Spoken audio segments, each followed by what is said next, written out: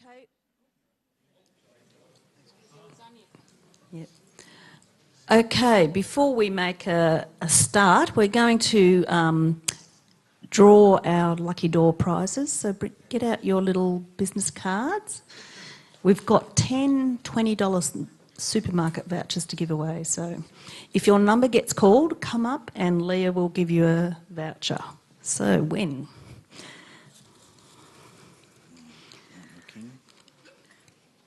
A17. So you just need to say the number. So we need to Oh, 10. 17. 17. Oh, someone's coming.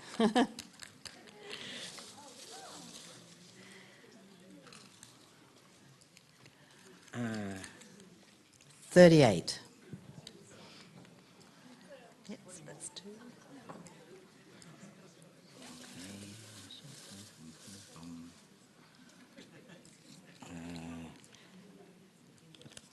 39. No, 99. 99, sorry. Oh, there might not be a 99. Is there a 99 anywhere? We got to about 96. No, Okay, we'll have to do another one. Redo. No looking.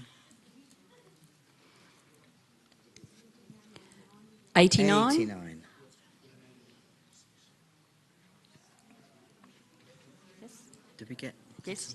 Someone got that. 89? Yep. Yep. 89 is there, okay. 86. Yeah, more jiggling. 86. I'm turning them over.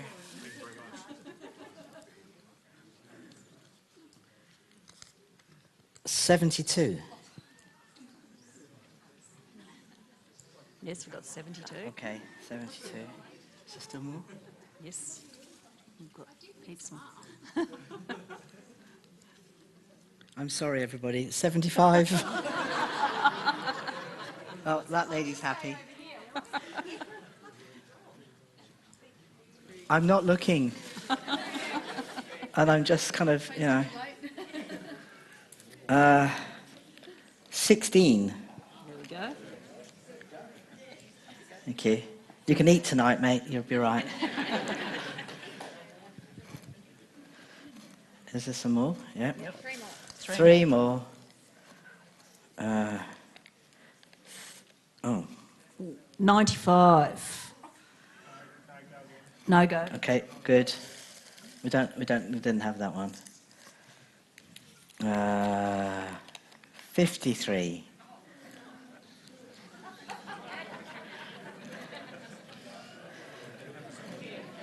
And is there one more? Two more. 2 more. 50. Do we have a 50 anywhere? No, 50. Sarah's not anywhere out there. 60. No. What number are you, Sarah? Okay, try it again. Oh, 76. Yeah, we got 76. All right. One more, is that right, Leah? Okay. Oh.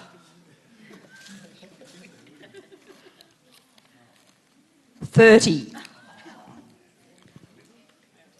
Oh, Yep. good. Thank you. Excellent. Sorry for everybody who didn't win. Thank you. Yeah, Just- but that doesn't mean it will win, you see. It's just a lucky ticket. Yeah. Just a reminder, I put these out a bit late. That's a certificate of attendance. They're just on the end of the table down there, so grab one on your way out.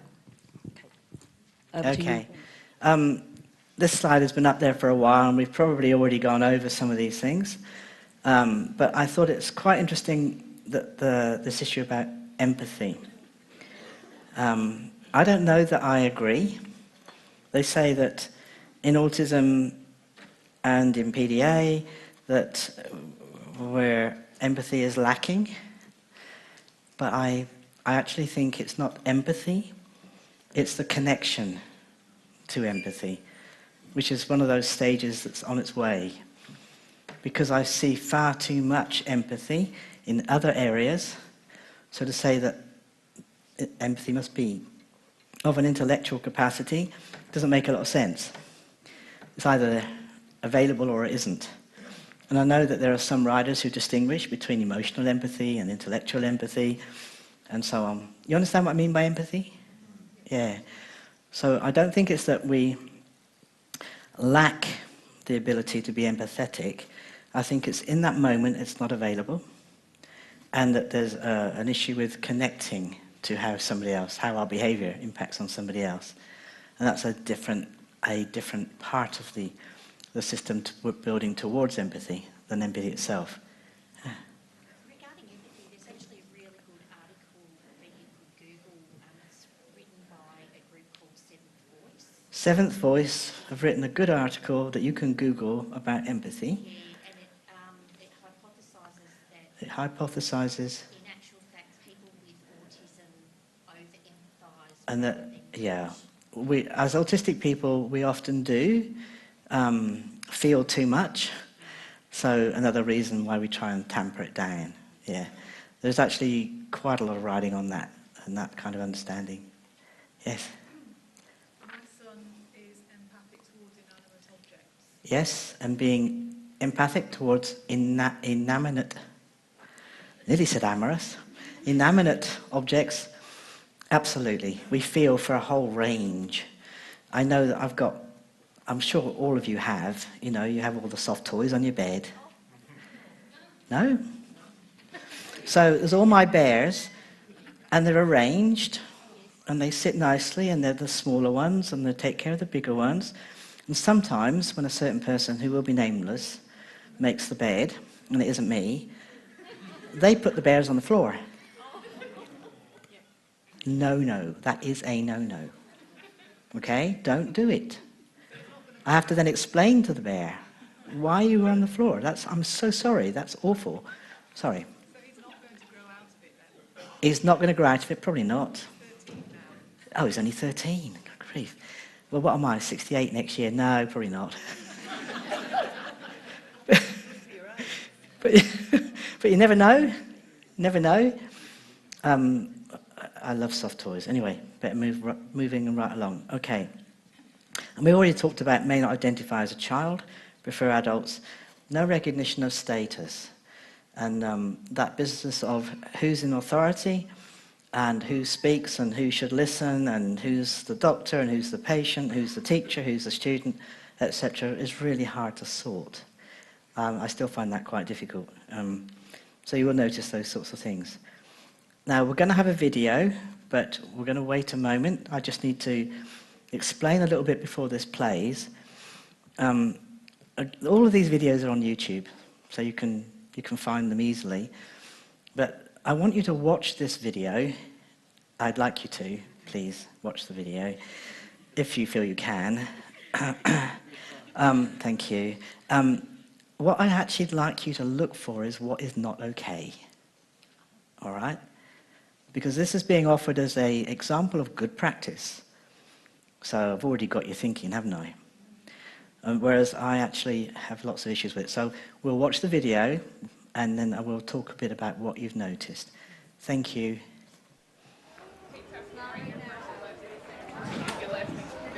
So, any questions about what we're doing here? All right. When Tess was 3.5, we had her diagnosed with an autism spectrum disorder. I was saying. More specifically, it was called pervasive developmental delay, PDD. Oh, cool. Let's go do that. I'm Mary Beth Marsden. I'm Tess's mom. You say I can't make any sense in this. The biggest problem over the past couple of years since she's been in school is school. Can you read that for me? Alright. Explain how the tail supports an important idea in the article. Calm down. Want to take a break? And anytime the work gets really hard, and anytime she thinks she can't master it, when she's pushed to do it, she pushes back. Wait, why did I read that again? I've already read that. No, I just want you to write it so I can write it on the paper for you. fine. Do I have to write all over again? Nope, just one time. Oh, that's the dumbest thing I've ever heard. I see Tess's biggest issue being her anxiety towards failure. My name is Sarah Kumarmi, and I am a special educator at Chatsworth. Wow, did you hear that, Tess? What we're doing with Tess is she's on a reinforcement break schedule. Let's see what's the question? List 5 things I you have. already know that. I targeted 3 behaviors that we really needed to sort of rein in. I will listen to my teacher, I will complete my classwork, I will use the talking points. Every 10 minutes, if she's able to do those 3 things, she gets a star. And every 3 stars, she gets to take her preferred break. Do I have all 3 stars? Yes, ma'am, you have earned your last star. Yes. I'm Toria Campbell. I'm Tess's aide.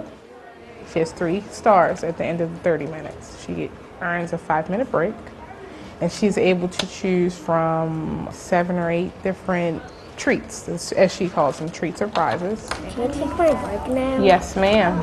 Yes. 5-minute break. We're taking our first break. Follow me.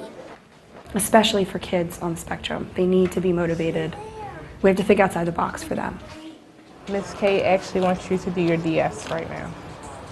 Just so we won't interrupt. Is that okay? All right. Tess is not a person that's motivated by grades. She's not motivated by the social piece, which is huge for kids at her age. You take your time, and if you get frustrated, we have to turn the game off. We'll pause it. Whoa, that's not supposed to happen either.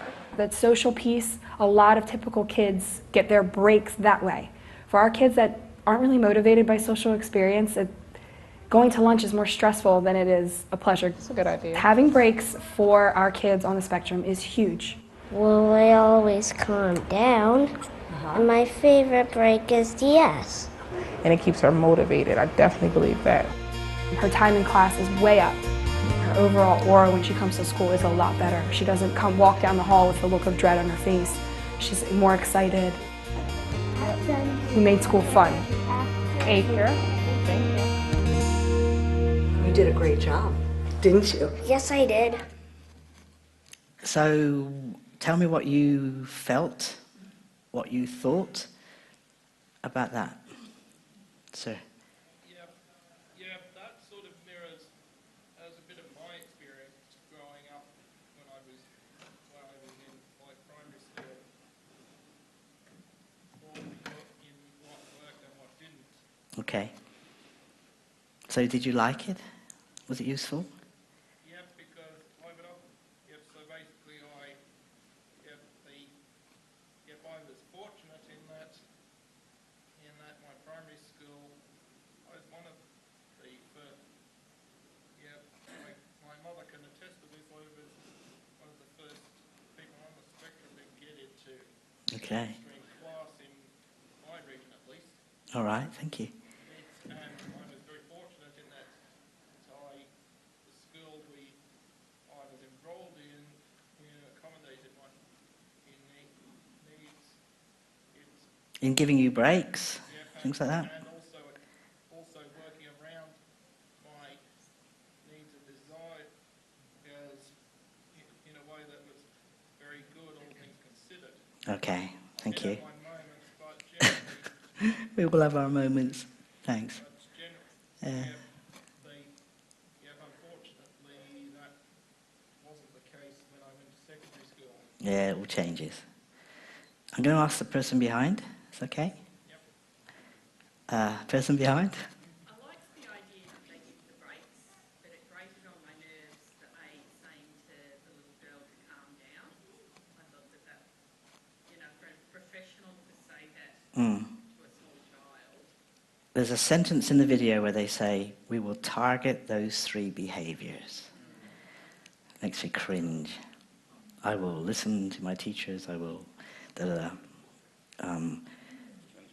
She's going to school to learn. Do you think she's going to school to learn, or she's going to school for the break? I think the break's more important, and her favourite break is DS. Yeah? So when she's not aiming for a break, where is she focused? Avoiding, yeah.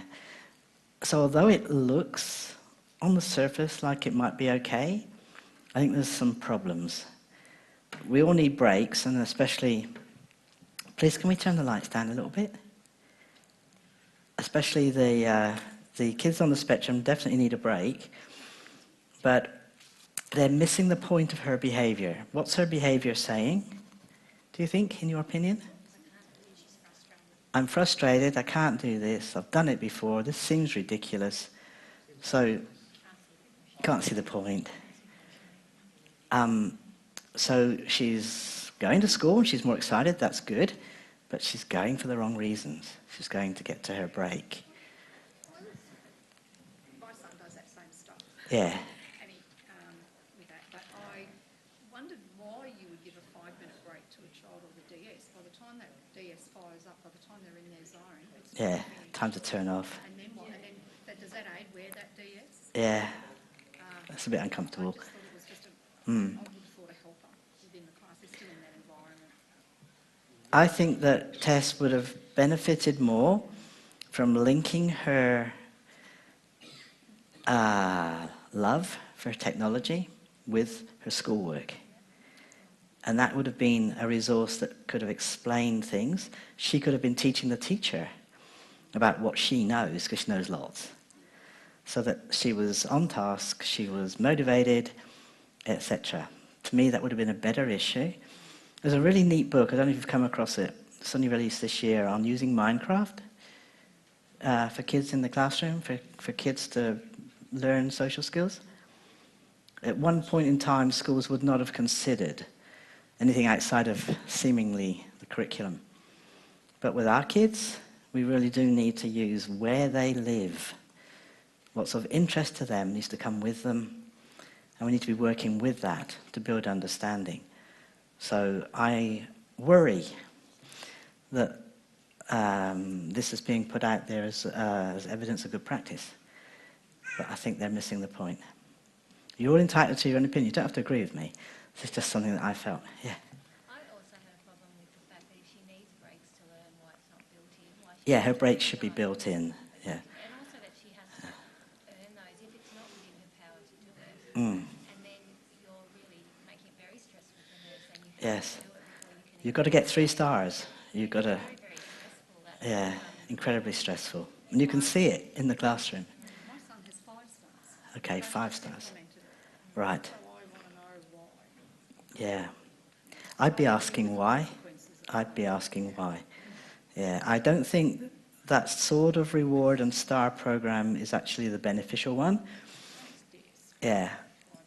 Because they think they're targeting behavior, but the behavior is their speaking tool for I'm not coping, I'm not doing well, I'm anxious, I don't understand.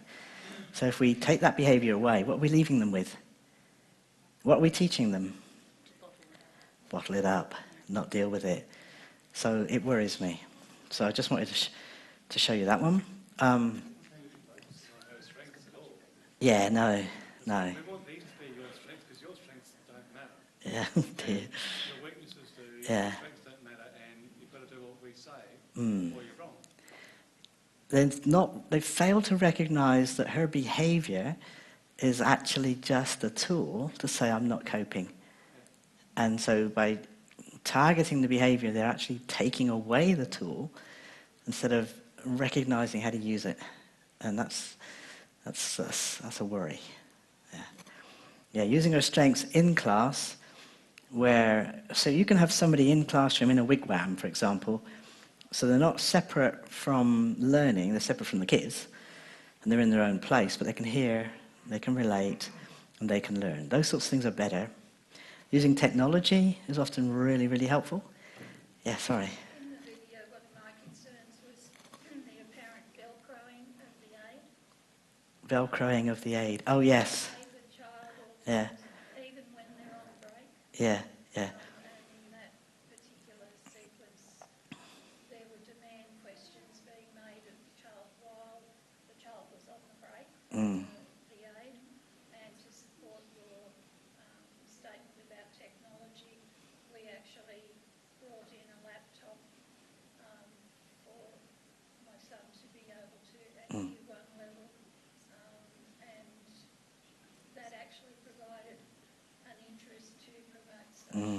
Yeah, yeah. Yep, everything. That an aid can actually kill. Yeah, no, you're quite right. You're quite right. So we need to be in tune. For some kids, that aid needs to be with them. For others, the aid needs to just be in the room, sitting everybody, because if the kid thinks that this aid is just for them, they'll react. So it is no one size fits all. Everybody is very different. I'm going to move on, because I've got to make sure I get all these other things in before you leave, because I've only got you till 1 o'clock. So if questions we don't answer, or you feel like you've not got the opportunity, you can email me, and I will respond.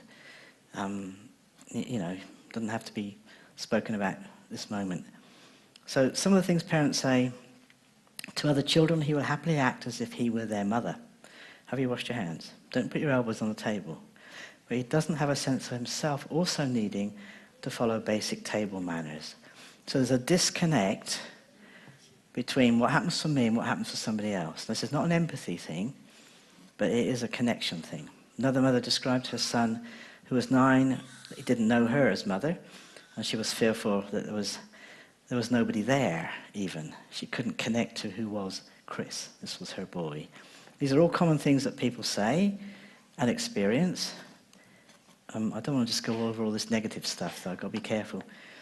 Lability of mood, impulsive, need to control, social ambiguity.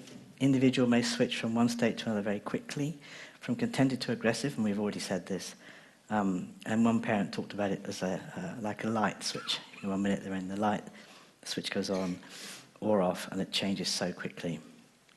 Emotions can be seen as over the top, absolutely driven to be in control, to be in charge. This can change in an instant when that sense of control is lost. Again, my middle granddaughter was going to wash up the dishes, and if I'd said to Holly, okay, you wash and I'll dry, I'm sure she would have come out with loads of reasons why that couldn't happen. But instead I said, oh, the washing up. I don't know if I'm any good at washing. What do you think? And then she said, you wash, I'll dry. so just saying something in a way that you remove demand. Now, getting the rest of the world to do this is going to be difficult. I appreciate that. But at least while they're growing up and forming and becoming strong people, then we can explain to them the rest of the world may not talk like that. If somebody says this, what they mean is that. So we can practice how to remove demands simply by the way we phrase things. I'm going to just miss these because we've kind of said these already. Is there anything there you want me to go over? It's all right? Yeah, I haven't got any hands on a tractor, so I can't do that exactly. I've had people say things like, oh, they're a dog, and dogs don't eat that kind of a dinner, and language delay, possibly as a result of that early year of passivity. And there's often a striking and a sudden degree of catch-up. Semantic content is odd and often a prominent feature. Pragmatics are not as disordered as in autism, so that means that you might get good eye contact, for example, from a young person. And people have even questioned, are they on the autism spectrum? Because they're looking at me. Are they on the autism spectrum? They're so social. But when you look at this differently, you just notice a quality about it which isn't what you see in non-autistic kids. It is different. Obsessive behavior, demandant, avoidant behavior, and obsessive feel. So this fits in with that aspect to where they are on the autistic spectrum. It says, teacher of Tom, age 5, describes how he is very attached to a boy called Adam. He's only interested in emulating Adam's work and often talks to him and ignores the teacher. And he will only eat food he thinks Adam is eating at the same time. Common things we see in autistic kids, actually. All right, okay. We talked about neurological involvement earlier, didn't we? A little bit about things like crawling. Clumsiness, physical awkwardness, some kids, certainly not all, may have an exaggerated or easily triggered, very often, actually, not just may have, very easily triggered fight, flight, freeze, flop, or drop response, which we see in all the kids on the spectrum, but I think it's particularly heightened in the PDA kids. And I want to talk to you a bit more about this. That one? Try again, point it down. Could sing. It's not, why is it not turning? We don't know. Yeah. That's that one, yeah. So things that work to ease anxiety. This makes me smile. So giving clear boundaries, being quite directive, using time out, don't work. Not for PDA kids. They might work for non-PDA autistic kids, but definitely not kids with PDA. Can often make things worse. Rewards and sanctions are often ineffective. Individual knows what they should do, but their anxiety renders them unable, or it disables them. They just can't do it. So it's really, really important that we remove the demand, because that's the essence of this issue. And I know it can be very difficult to find ways to do this. I'm going to show you this one. Just before we play this video, I just want to talk to you a little bit about, have you heard of interoception, for example? Anybody? Interoception? We talk about interoception as the 8th sense. So it's the sense that you know when you're thirsty, hungry, need the loo, if you're hot or cold, where pain is. Those are your interoceptive senses. Now, I don't know if you've come across this, but I would go to a doctor and I know I'm in pain, but the doctor might say to me, where is the pain? And I can't tell him or her. I can't localize the pain. It's somewhere in my body. I've got a big, thick jumper on. Are you hot? I don't know. Just take it off. Are you cold? I don't know. Have you come across this? That disconnect between this sense of knowing. Pain, need the loo. You might know you're not comfortable, but you can't quite work out what that discomfort is. I cannot tell the difference between hunger and thirst. And for a long time I kept eating when I should have been drinking, as in not beer, but water, because I couldn't tell the difference. So I actually put myself into a different regime so that I was drinking a lot more. Just was not drinking enough. I didn't know. Now, if you're not connected to your interoceptive sense, you cannot self-regulate. You do not know or notice when emotions are changing, when things are building up. Who's come across Daniel Siegel's hand model of the brain? Hand model of the brain? You have? Yeah. It's really, really useful. So, can you do imagine? Can you imagine for me? Imagine that my hand, imagine that my arm is like your central nervous system. Is going up your spine, and this is your neck. Can you imagine that? And this is your brain. Okay. So one part of your brain, which takes charge of your emotions and understanding, and your lid, or the top of your brain, is your thinking cap. Can you imagine that?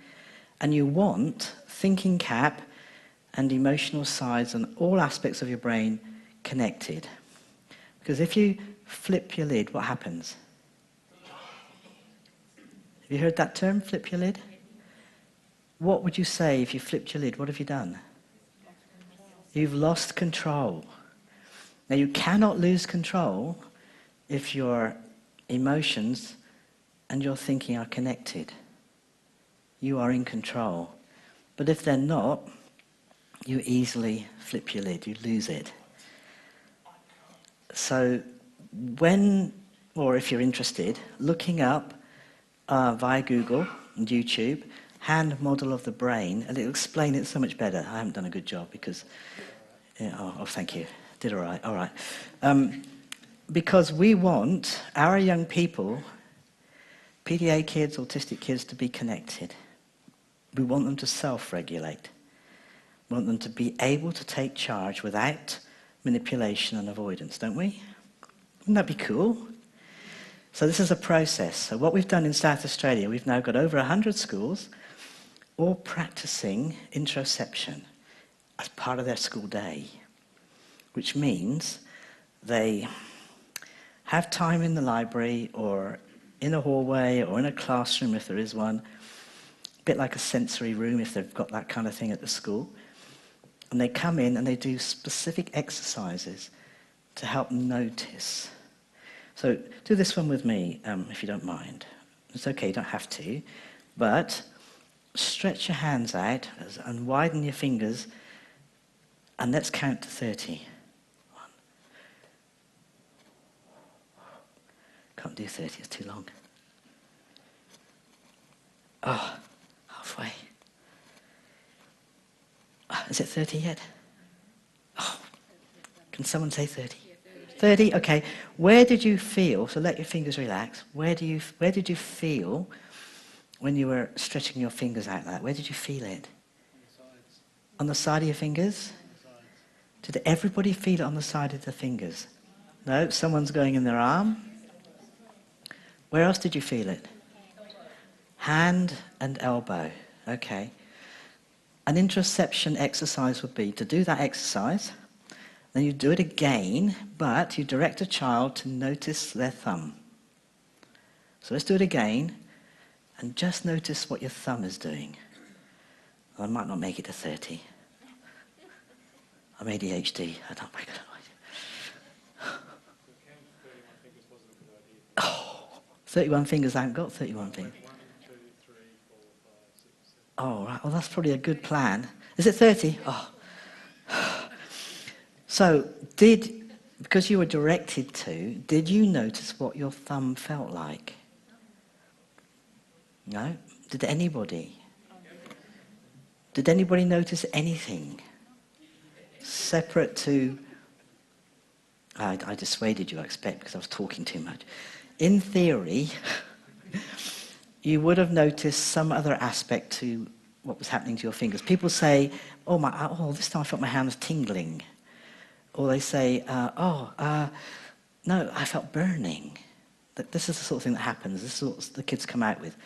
There's a group of exercises that the kids do, and they change all the time. And they're really just ordinary things that you just do for a few minutes, 3 times a day. And what it's doing is it's building connection to noticing what's happening in my body. Now, in South Australia, we've only been doing this for a year, and more than 60 to 70% of school refusals, school exclusions, etc., have been reduced, 60 to 70%. It's massive. It's massive. Because the kids are beginning to notice, so they can then, instead of flip their lid, they can bring themselves back down. Does that make sense? I think, we haven't got time to go over this lots, but I'd love for you to do a bit of research and look it up, because I think this is making a difference to our PDA kids. I really, really do. And they're enjoying a sense of, I can control this. Yeah. So, can you Google interoception exercises? Yeah, interoception. If you Google Interoception 101, you'll find our resource. It's a free, it's online, the South Australian Education Department, and there's also Interoception 201. Yeah, and if anybody can't find it, email me, I'll send it to you. So, let's watch this video, please, sir, and I'll talk more afterwards. A brief introduction to interoception. Interoception may sound like something out of a science fiction movie, but actually it is a sense that most of us have, or at least have the capacity to develop, just like the senses of sight, touch, smell, taste, and sound. However, rather than helping us to understand our external world, interoception helps us to perceive and analyze what is going on inside of us. It may not be as well known as the other senses, but interoception plays a major role in keeping us healthy and functioning.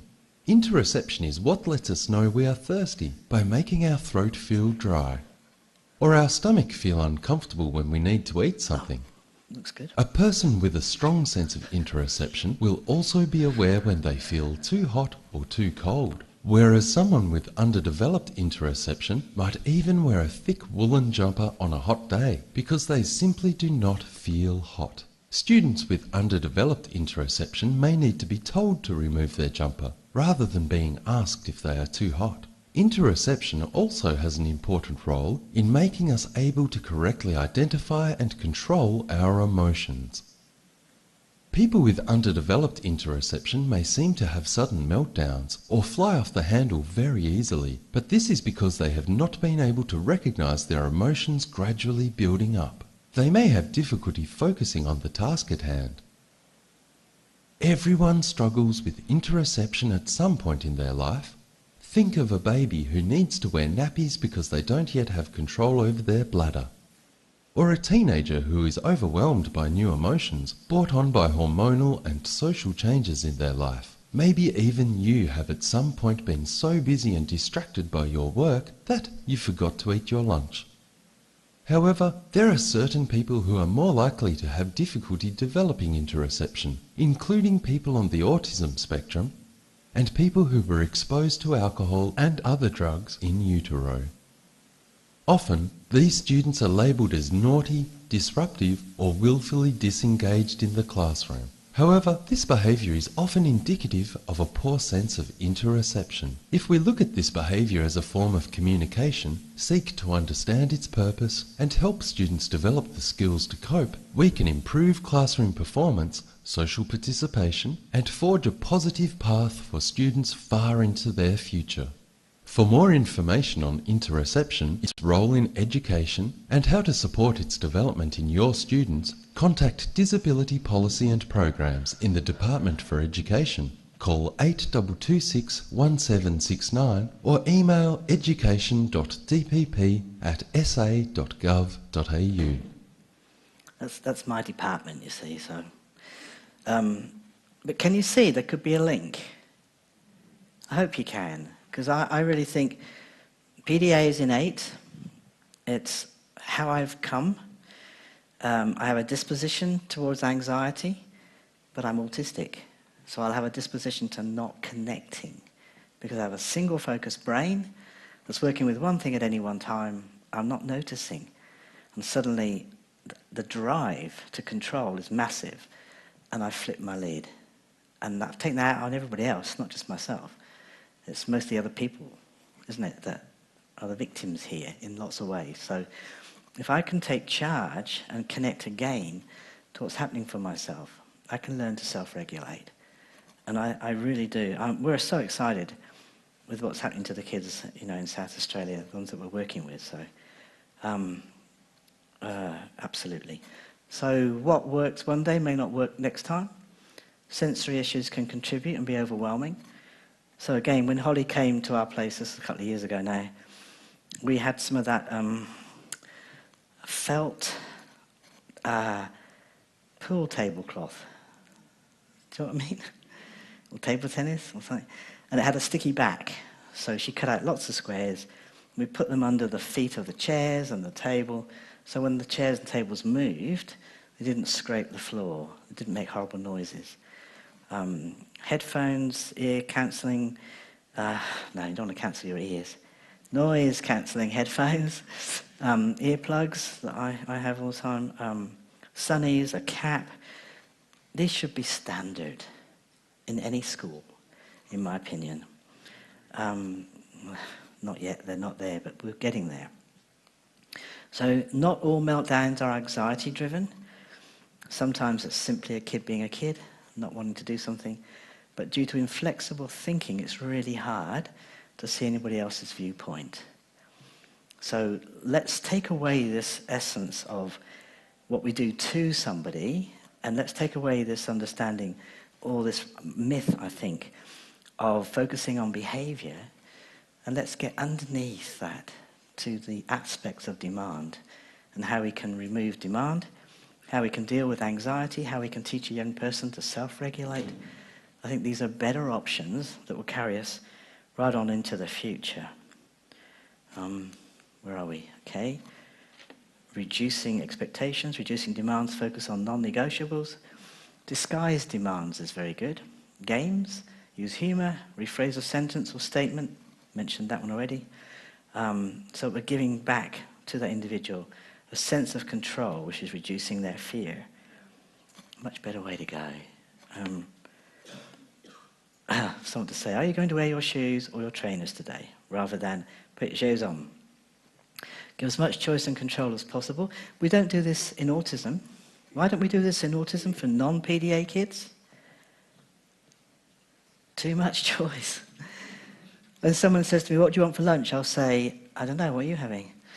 And if they're having something I don't like, I'll say, I don't like that. And then they'll say, well, what else do you want? I'll say, what else could you be having? If possible, I just choose the same things I always choose. It's not like that with the PDA kids. Quite often, it's completely different.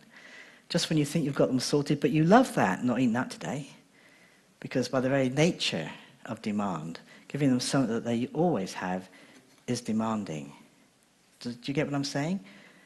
You love that. You always eat it. Oh, no, I've got to. So there's demand. So thinking outside the box, outside of what we usually do in autism is really important. Use distraction, avoid questions. What did you do today? That's a terrible question. What did you do today? If you really want to know, I mean, get a copy of the timetable, know who their friends are, work out some way of knowing, oh, you sat next to John in music, did you play your recorder? It's really hard. What did you do today?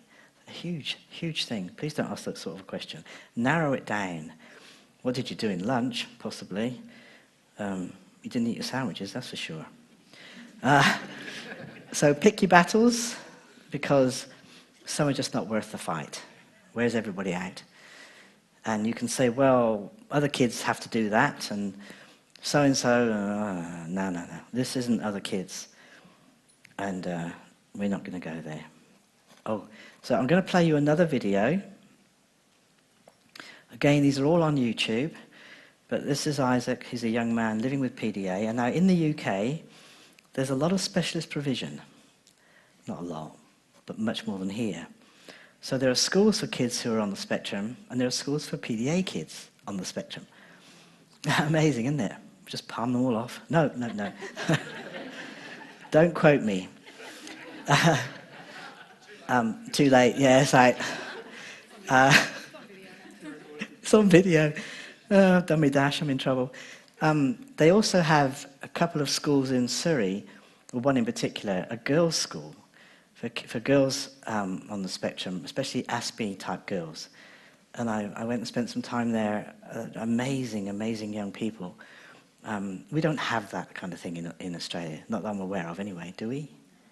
I don't think so. We have some specialist provision, as in all schools for autistic kids, but not quite of this nature. So Isaac is at a school, and his mum is having a Skype session with him, asking him about his own PDA. So this is his telling us what it's like for him, and it's had so many hits that they decided just to release it as a YouTube thing. So please play that video. Thank you.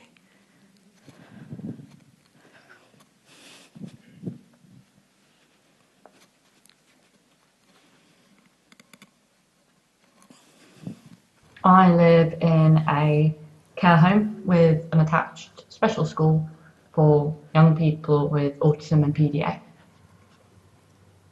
Okay. Is autism the same as PDA, or PDA the same as autism, or are they different? Yeah.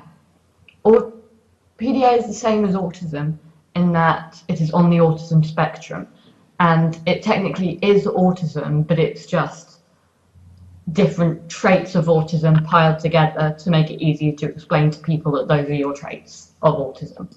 So technically it is autism, but it's also its own diagnosis. We talk a little bit about the anxiety. When do you feel most anxious? I'd say I feel most anxious when I am being pressed to do something that I feel like I cannot do, but the people around me don't understand what I mean when I say I can't do that.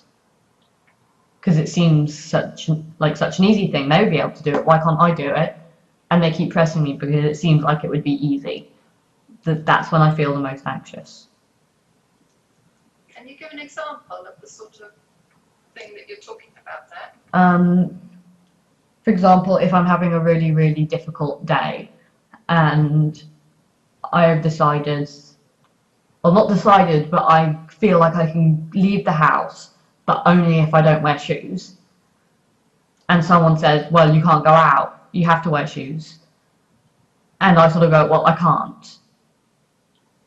It seems like I should be able to because I've worn shoes before, I know how to put shoes on. I can walk with shoes on. But there's still a part of me that's going, no, I can't do that, I can't do that, I can't do that. And it's that part of me that controls. That's the person who's driving my brain at that moment.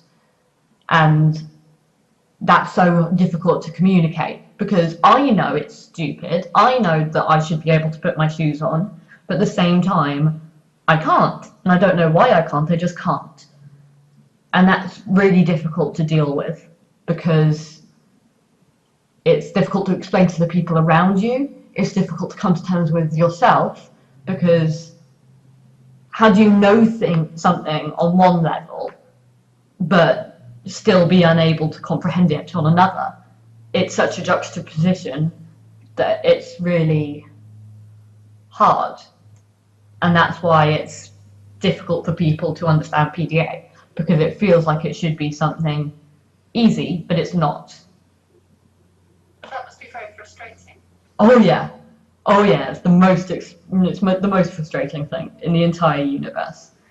The most frustrating thing is to have the functional capacity to understand what's happening and to understand that I should be able to do all of these things, but the functioning ability isn't there. So I know I should be able to get out of bed and eat properly and drink properly. I know I should be able to make my own food. I know I should be able to wash every day and change my clothes every day. I know these things. I know how to do them. I can do them sometimes, but most of the time I can't. I just can't. And it's so difficult to be able to voice why. It's the most frustrating thing.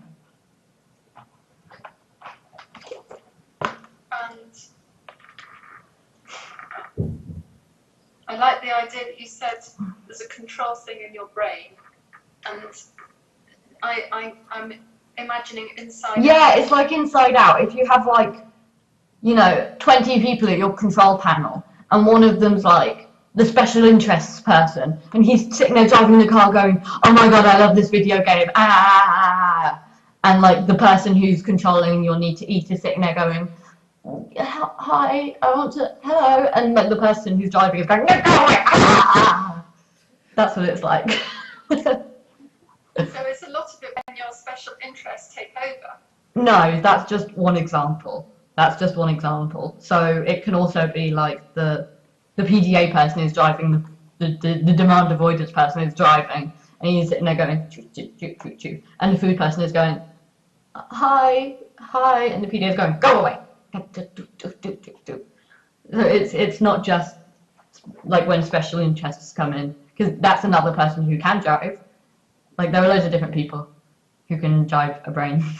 This is a really silly metaphor. Inside Out is a good film though. I think an excellent film. And I think it's really helpful because it's actually about what emotion is taking over at a particular point, isn't it? Yeah, or what functional ability. Functional ability, yes, not necessarily emotional. So, at the point where you feel there's something that you, so is it always things that you don't want to do that you have a problem with, or is it sometimes things that you do want to do? No, I also struggle when it's something that I do want to do or should do. So if I can vary from struggling with getting myself a meal to going to the cinema to see a film that I want to see. Like there's no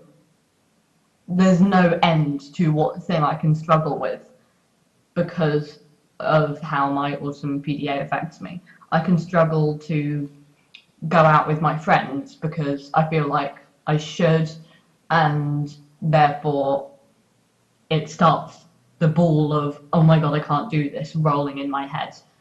Especially if I've been tired, the more things that I want to do, the less things I actually can do. So yeah, it can, and it's not always demands from other people as well. Like if I know I should be, you know, washing or changing my clothes every day, or if I know I'm meant to be going to school every day, that itself can be enough for my brain to start panicking because, oh god, I'm meant to be doing this thing, oh god, I can't do it. And so it's like the worst form of self-sabotage. Can you describe a little bit about what thoughts you're having or what feelings you're having as that anxiety rises? Well, it does start with avoidance. Like most of the time, unless it's if it's direct, if someone is sitting next to me and going, you have to do this, it comes straight out as panic. Like there's no gradual increase. I just will immediately start panicking. I will often immediately start crying. I can immediately have a panic attack. It goes from I'm sort of being okay to crashing down a hill in like 3 seconds if someone is sitting there going, no, you have to do this now. But if it's something that I'm meant to be doing, if it's I'm lying in bed and I'm thinking, God, okay, I have to get up and go to school. Well, before I do that, I have to check my iPad. I have to see what's happened today. I need to check the news. And, you know, I really need to do this level because, you know, I do one every day and it counts how many days I've been doing. So I have to do that today as well. So I have to do that now. And, you know, I need to check my social media because, you know, one of my friends might have got in contact with me. So I need to do that. And, oh, what has Donald Trump said today? He's always said something new. Let's just see what he said. And, you know, it starts very much as avoidance. But I'm not thinking, oh, I want to avoid this. It's just natural. It's just, okay, that's something that I need to do. I don't want to think about it. What else can I think about? So, but when it gets to the point where I can't really stop avoiding it anymore, like I can't, like there's nothing else to look at and I need to go out of bed now, then it gets to anxiety or even depression. Like it can, you know, I can go from, whew, okay, I got this, to, oh my god, I can't function, I'll never be able to function, I'm a worthless human being, I might as well just stay in bed forever. You know, it can, and that very much varies from day to day, which is why it's so frustrating, because some days I wake up and I can get straight out of bed and go to school. Then other days I wake up and it's just not going to happen. And you know, the more it doesn't happen, the harder it gets. Because then you're sort of sitting there going, oh, I've missed 3 days of school now, I need to go in today, which then makes it harder to go in because your brain's going, oh, it's a big thing, you have to go in now, oh god. So the more you don't go in, the harder it gets. Which is why so many young people with PDA struggle going into school. Because, you know, lots of kids hate going into school. Lots of kids will try and miss a day of school, but with someone with PDA, they miss 1 day, and the next day gets harder. It's not a respite, it's a... But then forcing kids with PDA to go into school when they're struggling can also have bad effects. So it's a really difficult one. I have lots more questions. The video's been rolling for 12 minutes. I think maybe we should stop it rolling and think about editing and have use that as a practice.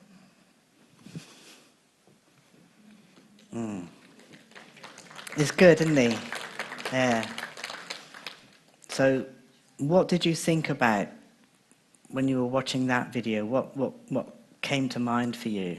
Oh wow, he's Oh wow, he's great. Did you identify or notice things that you thought, yeah, that's what's happening? Yeah, yeah. Isaac does love soft toys too. Who doesn't? Thank you. I think he has a really good way of putting across, as almost a summary of all the things we've been talking about. This is not a choice. He's not deliberately being obnoxious. He's being avoidant, and he's working hard to put something off to decrease anxiety. So if we have a really good sense of interoception and a good sense of connection, and we can stop our lid from flipping, if we can build up connections, so, because remember he said he went from sort of being okay to, what's he say, falling down a hill, crashing down a hill? It was pretty dramatic very quickly. So he's missing out on recognizing the increments that are building up for him.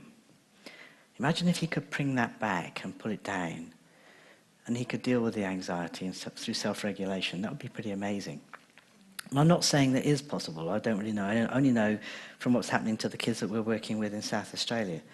And seeing them take charge of their lives is just, it's mind-boggling. It's amazing.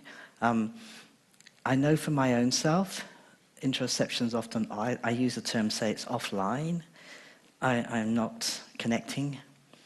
I'm not noticing things like thirst and hunger and temperature in particular. So those are things I've set myself goals for to try to work towards. I don't have PDA. It's not the same thing for me. I'm autistic, yes. I'm ADHD, yes. I'm dyslexic and dyspraxic, yes. But I'm not PDA. It's supposed to sort of show some sign of relief for me or something. Ah dear, one more layer of complication. This is not easy. These young people are battling an incredible mountain. It's huge, and your families are battling too. And there's a lot of aggression, there's a lot of hate and mistrust, uncertainty. And there are siblings who don't understand, who think, why should they get away with this and I don't? And, we need to understand this is an actual condition. This is actually something that a young person has that's innate and part of them, and that reducing demand is the only way to lower it. Yeah. Ritalin, yeah.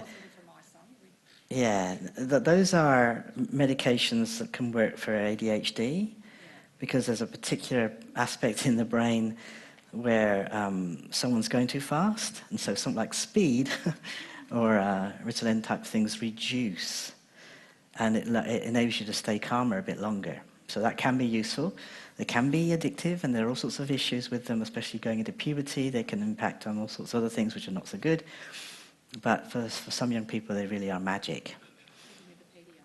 I don't think if PDA is not attention deficit, it's a totally different thing. What can help, just to take off some of the anxiety, is some of the SSRIs. You have heard of, anti-anxiety medications, like beta blockers, simple things really. They can take the edge off, but I have fears of their impact long term on development. And I'm very cautious. Food and diets and all sorts of things can impact. Sugar can impact.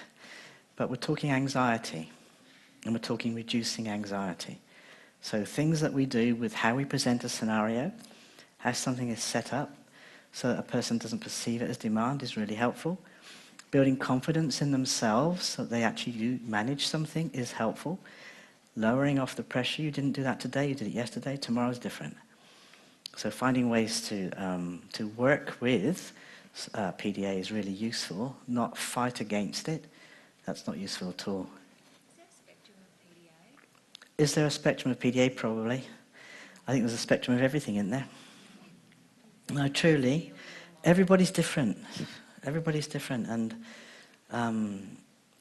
you might see certain things and you think, oh, that's me, but that isn't. So rather than say, that isn't me, therefore I am not, you say, I am these, and not that one. And in autism, it's the same. Everyone's different. Sorry? I don't think you can have a bit of PDA. Some traits. But you can have aspects of PDA that impact on you more than others. As well as autism. Have you heard people say they're a little bit autistic? Disgusting, yeah. But it's the parents that say their children are autistic and they're not even diagnosed. There are parents who notice their kids are on the spectrum and they haven't got a diagnosis. Yep, but I have a problem with being a little bit autistic. I know some people are just a little bit pregnant. You've probably come across them, have you? Ridiculous. So it's actually insulting. Say you are a little bit autistic. I think people do it because they're trying to help us feel better. Oh, we're all a bit like that. That doesn't make me feel better. That's awful. Yeah. No. You're autistic or you're not, but how it impacts on your life is different for everybody. People have different personalities, different backgrounds, different cultures, different families, etc. Different everything. So there's definitely a spectrum of difference that impacts all human behavior and nature.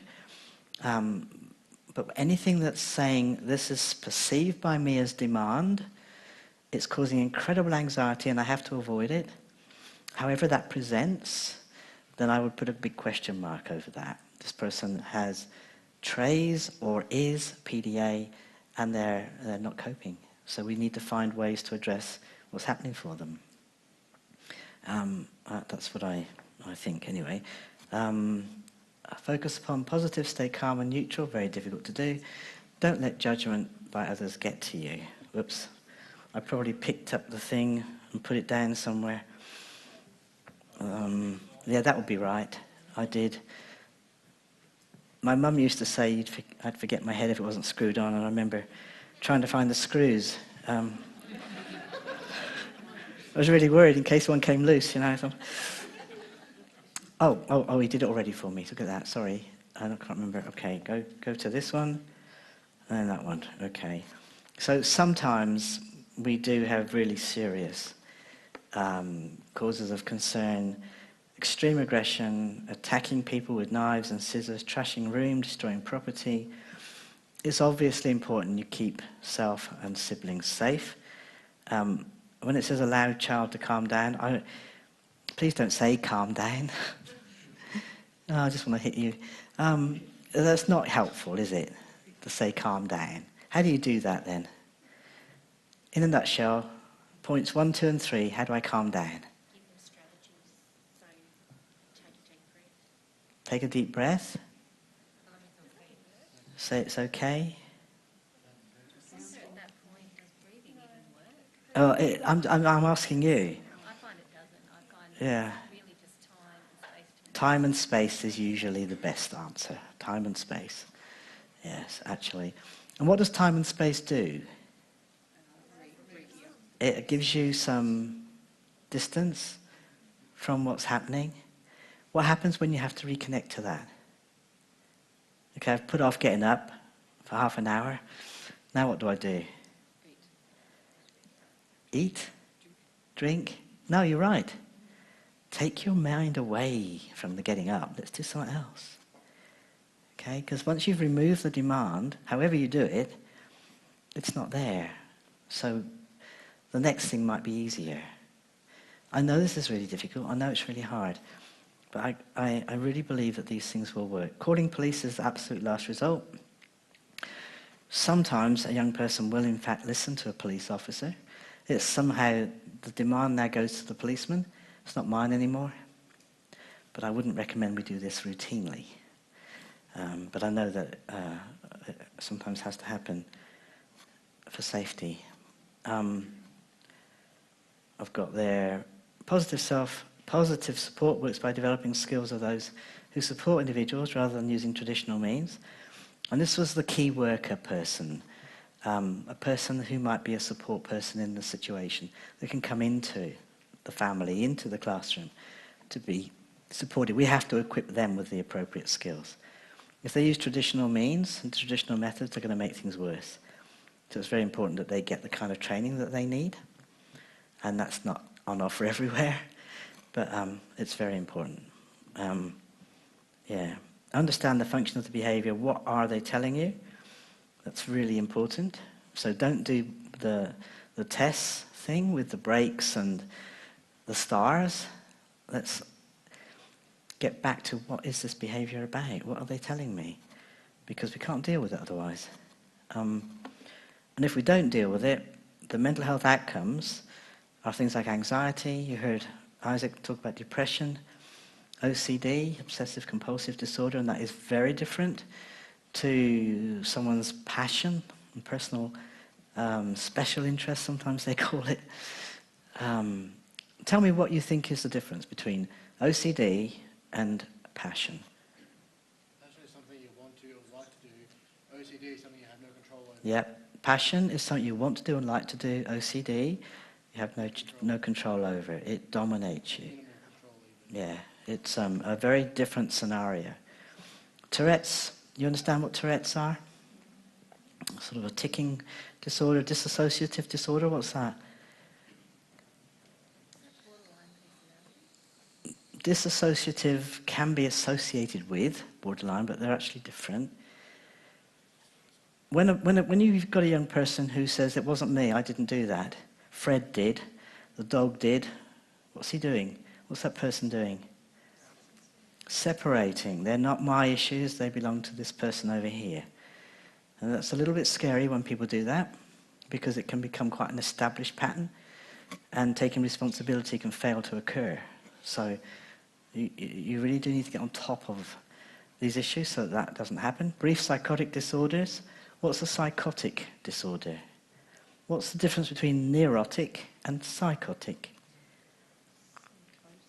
Psychosis, psychotic means you're not in a good mental state, but it means you have no connection to reality anymore. You lose all sense of reality. What's neurotic? Neurotic is normal. We have it on good authority over here. Neurotic means you still know, you haven't lost sense of reality, but you can't deal with it for whatever reason. We talk about neuroses. What's your neuroses? What's your neuroses? I've heard people talk about this. But it's a very different mental health issue than psychotic. And we need to avoid both anyway, but especially psychotic disorders. Eating disorders, what are those? Yes, anorexia nervosa, bulimia. Do you know what those are? Where a young person, for example, yep, they won't eat or they eat too much. They make themselves throw up. It is interesting because in autism, I think there are very different reasons why we have eating disorders. And they're more common. If you've got a boy or a brother on the spectrum, you may have a sister with an eating disorder, for example. In the typical population, people who move on into eating disorders will say things like, they look in the mirror and every time they look at themselves, they think and believe they're too fat, for example. In autism, it's much more likely to be sensory, forgetting to eat, established habits. They're not the same reasons for why somebody will have an eating disorder. So they can't be treated the same way. So we need to understand these things. But they do flow on from PDA that's not dealt with, can go on into these mental health conditions. Developing communication, whoops. Okay, think beyond traditional. When I say traditional, I mean traditional ways we've worked with autism. Think particular learning tools, which might be visual. Have you heard, oh, you probably have, that in autism people are visual learners?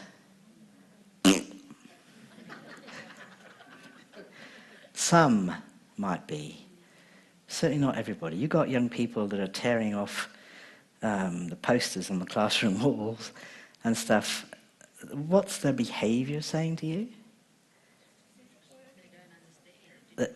These flappy bits of paper are getting in my way. They're not helping me, they're interfering. So probably there are some people here who who read, you know, maps are made upside down, right? You know, you get a map and you've got to turn it the right way so you know where you're going, right? Come on. Yes? No? Some of you can look at a map and read it, can't you? No. Right. Well, usually there are some people who can read a map without turning it around.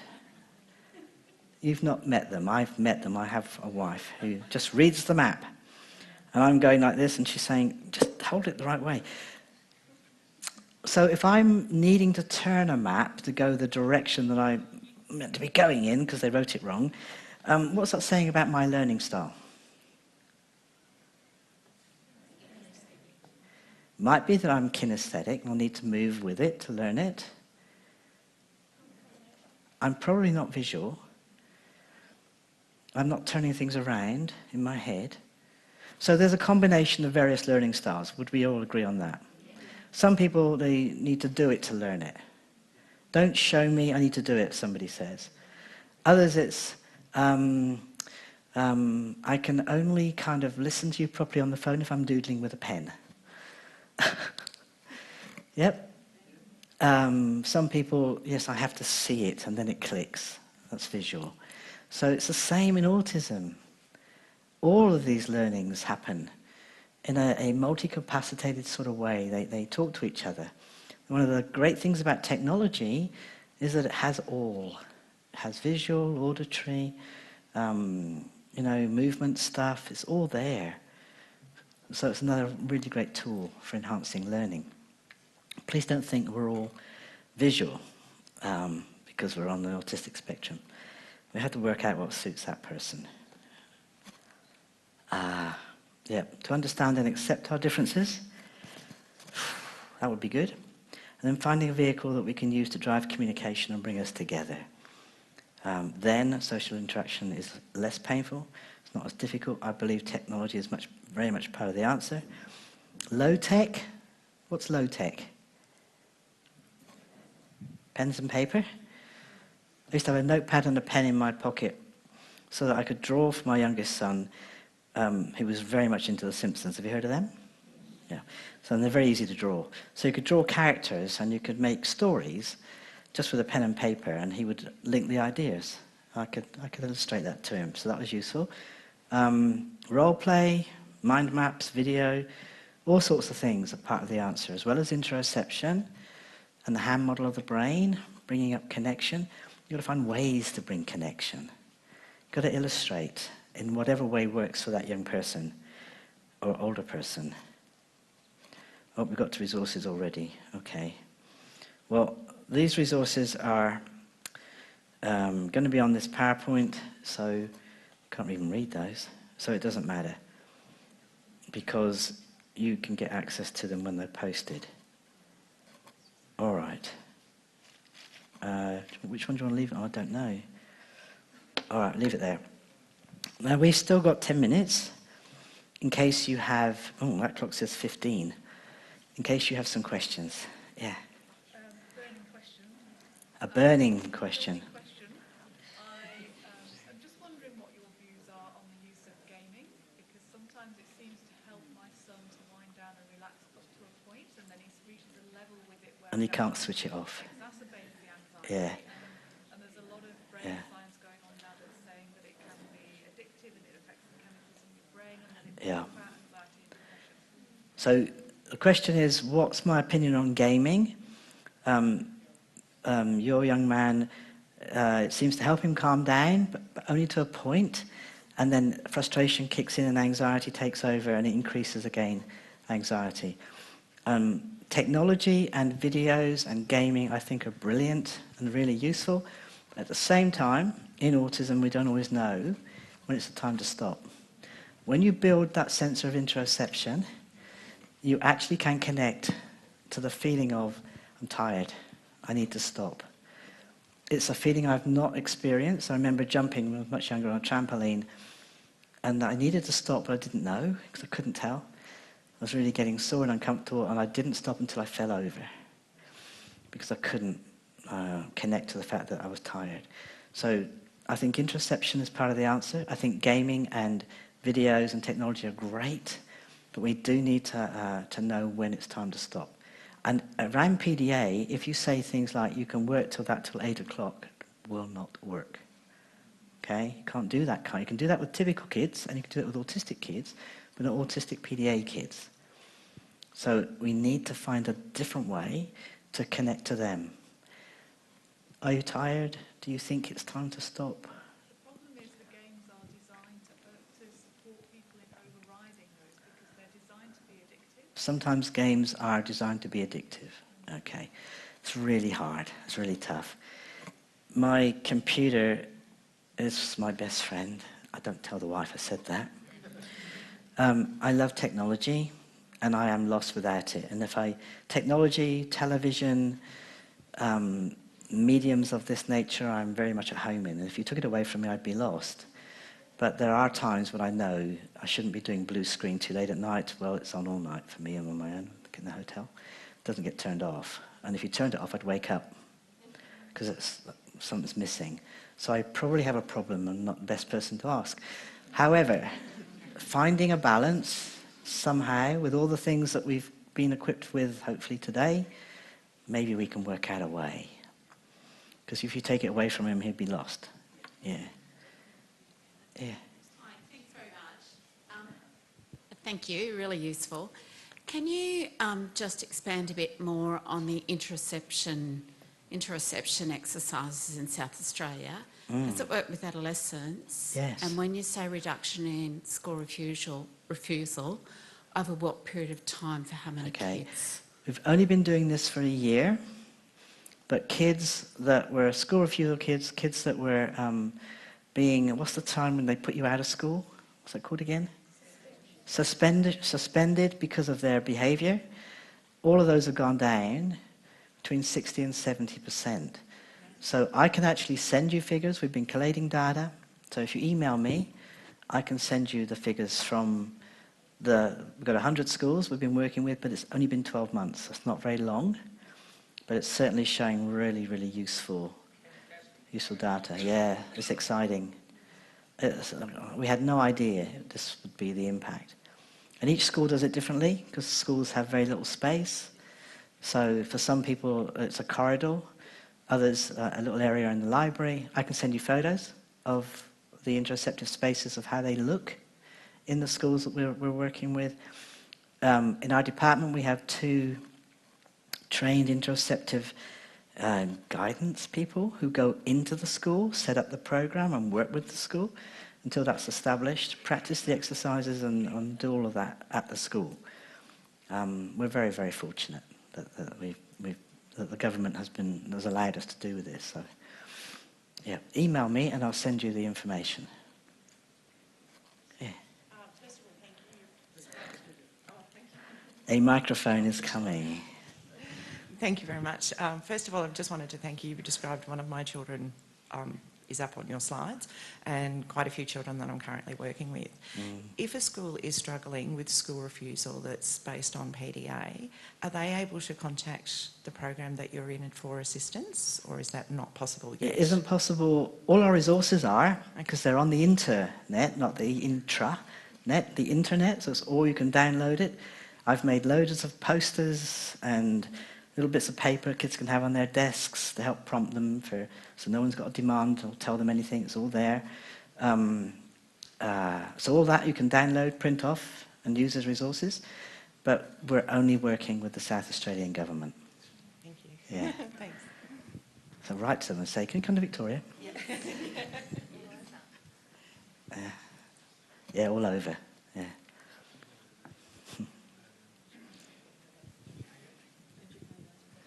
Could you explain the difference between ODD and PDA, please? Yeah. With defiance, a young person may not be anxious.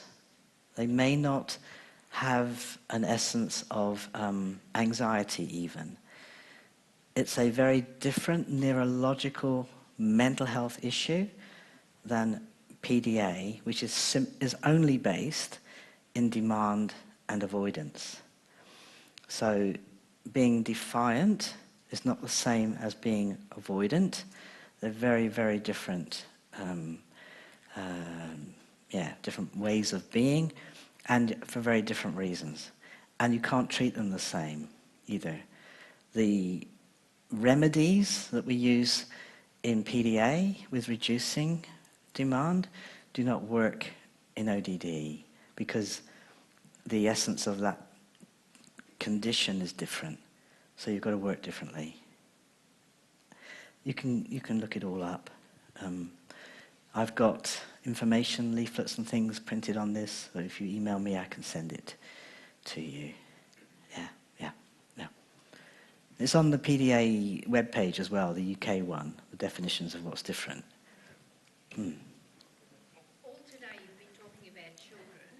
Yes, I do mean... Which is fine. Yeah, but I do mean teenagers and adults as well. Okay. Yeah. What have you ever come across, I would suggest has been a PDA child, that has now reversed the roles? When you it say is now the dominant bullying... Okay, I haven't. I'm sure that that exists because, everybody's so different. If you PDA adults YouTube, there's quite a few videos on there of adults talking about PDA as an adult. And the adults that I know, their experience in life, their finding ways to work with who they are, has lowered their demand avoidance in one way or another, but they still have huge issues in relationships, in employment, and so on. So they might, one person I know works for themselves. They don't have a boss telling them what to do. They work flexible hours. They never make a commitment to finish a project. They'll say, you'll get it when it's ready. So they found ways to manage that demand. But I haven't come across someone who is, you talked about the bully? Yeah, has sort of totally reversed the role and has become the person placing demand. The demanding okay. person. Well, yes, that happens because it's part of control. So you demand that you do it this way, you do that, and etc., because that's part of trying to reduce anxiety, getting that person to be the way that they are supposed to be, in your opinion. But I don't know anybody who's an adult bully as such. That's not helpful then, is it? Yeah. With regard to interoception, with regard to interoception, all of the things you've spoken about have been at school level. At what age is this something that people could look at?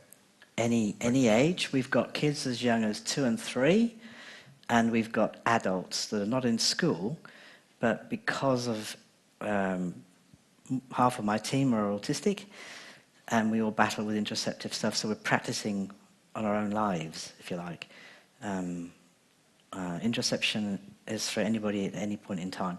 I think we are less connected interoceptively in our modern world for things like the way that technology has taken over. And I love technology, if you've heard me say, but it's meant that there isn't so much people with people stuff. So we're probably not so good at recognizing things that we might have done out of ordinary conversations that people are having. When did the power, a couple of years ago, all the power went off in Warrnambool, that's where I live, what do you do with the telephone tower thing? It exploded and all went down. And in the village not far from where I live, the girls who were just across the road from each other, that connected on Facebook, never met one another, could not connect via Facebook, could not text, nothing worked. And we were offline for nearly 3 months. So these kids started to meet up with each other, talk to each other, get to know one another. They had things like pajama parties. it was pretty amazing. And some of the things that the girls were saying when they got back onto social media were the things that they were discovering about feelings and about shared space they'd not ever experienced. That's pretty amazing, I think. So while I love technology, I am very aware that we need a balanced life. And I think the interoception stuff is putting back into our lives things that have been taken out. Not knowingly, unwittingly, but they have been taken out.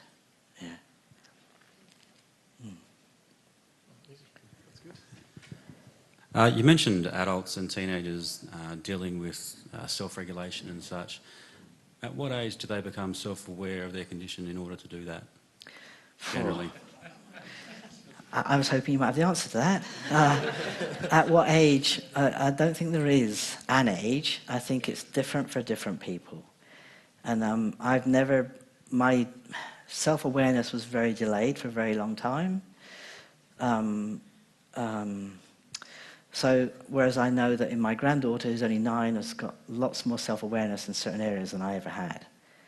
So it really is different for different people. And we can only work with the person for who they are and how they present and what works for them at whatever stage they're at.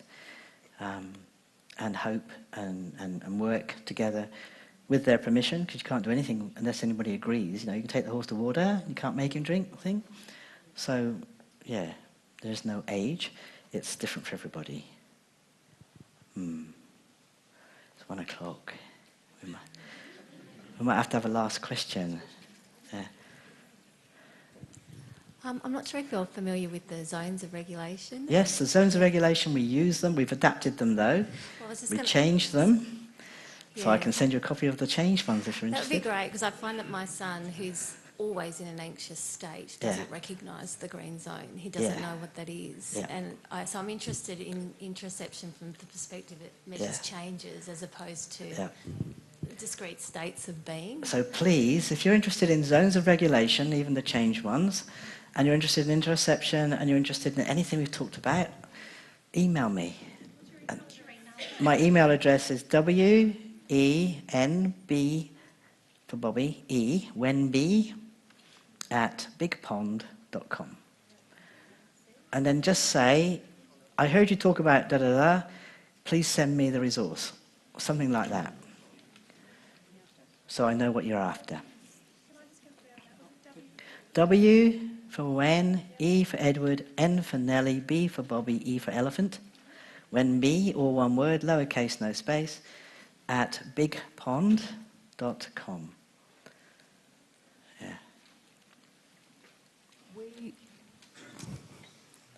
Thank you.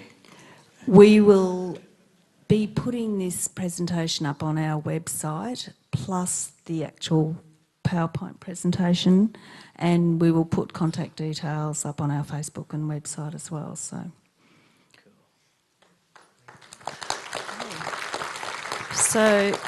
thank you, Wenn, so much for a fantastic day. We're all full of knowledge and understanding, and it's been just amazing. Thank you once again. Big round of applause.